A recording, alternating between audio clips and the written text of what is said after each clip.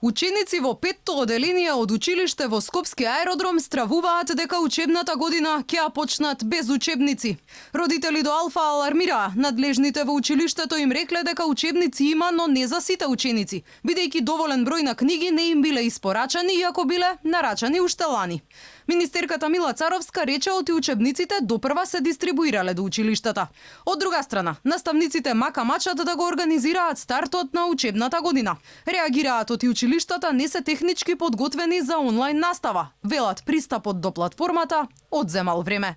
Училиштата не се опремени со техничка опрема. Немаат компјутери, лаптопи и така натаму, а од нас се бара да ги носиме нашите приватни лаптопи, во некој што има.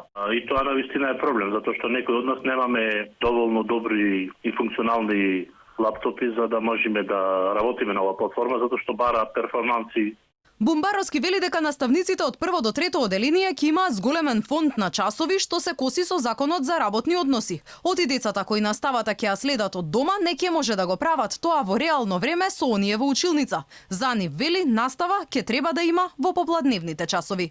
Искрено комбинирањето физичка настава со директен линк на онлайн настава мене ми е неизгодливо, затоа што јас треба да движам во училницата, да видам на табла, да видам со дозволеното растојание меѓу учениците, зашто јас треба да ја следам и нивната работа. Многу лесно е да кажеме дека јас ќе ја вклучам камерата, па кој ме слушна, кој не, тоа е тоа. Ако сакаме да им овозможиме на сите ученици подеднаков пристап до знаење, а за да овозможиме подеднаков пристап на знаење, треба да имаат сите исти услови.